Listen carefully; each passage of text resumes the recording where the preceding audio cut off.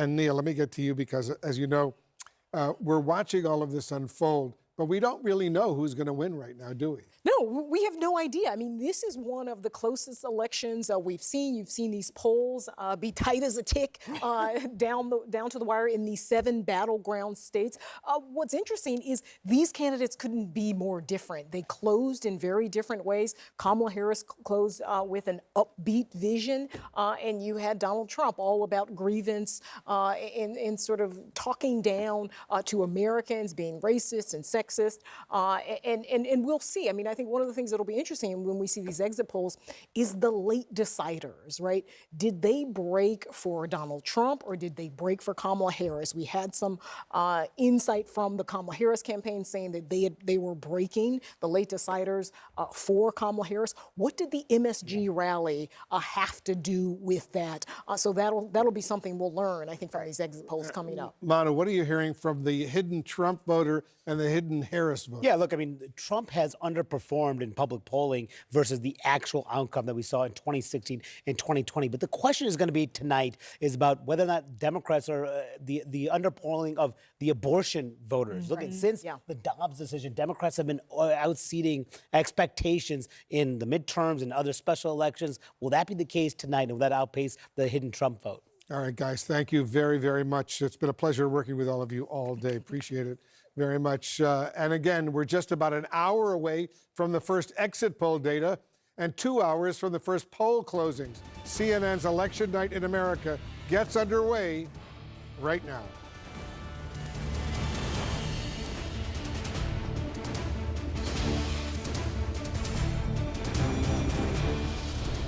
It's election night in America. Voters are having their say, your say, and the countdown is on to the very first exit polls and the first results. All across the USA, from Arizona to Pennsylvania, Michigan to Georgia, and battlegrounds in between, the final hours of voting are underway in one of the closest and most consequential presidential races ever. The American people are exhausted with his gaslighting. Kamala, you've done a horrible job as vice president. You're fired. After a year of stunning twists and turns, the time to choose is here. We will win, win, win. We will win. Tonight, an historic and unpredictable election. Vice President Kamala Harris, aiming to be the first woman and first woman of color to serve in the Oval Office after replacing President Biden as their party's choice late in the campaign. It is my pledge to you that I will always fight for all the American people.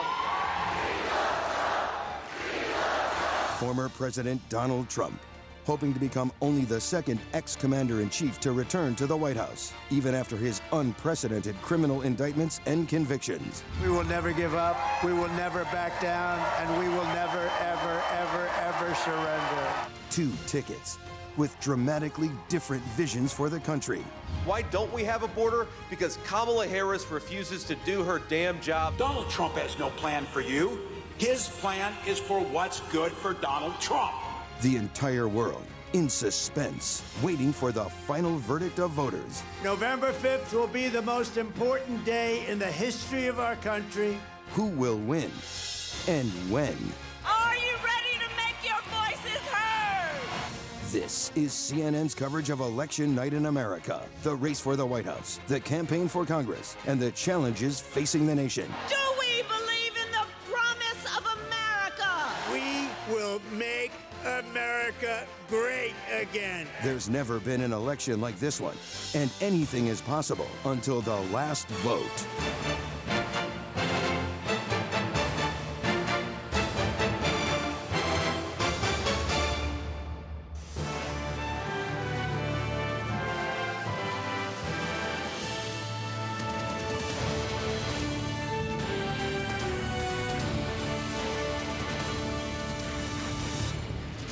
Democracy in action as you see voters casting ballots in Arizona as well as in Wisconsin and, of course, all across the nation with the power of the presidency and control of Congress on the line. Welcome to CNN's live coverage of Election Night in America.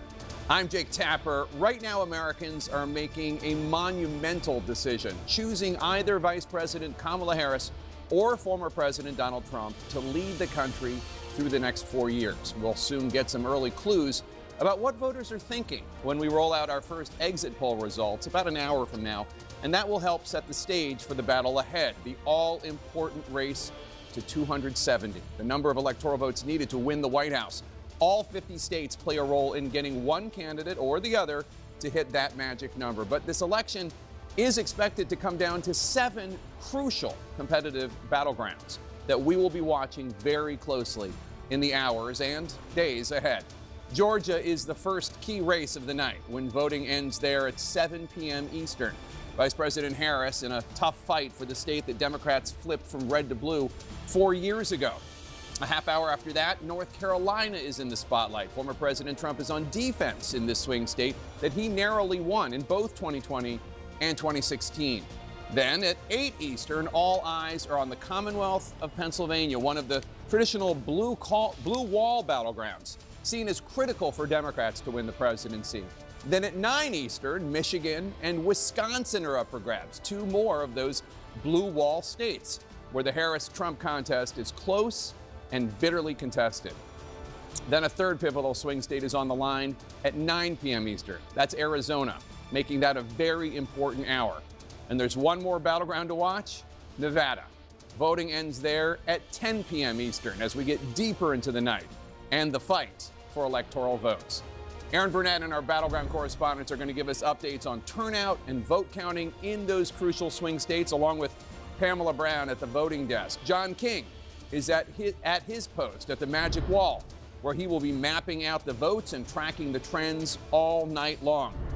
David Chalian is crunching our exit poll numbers and will bring us the very first results imminently.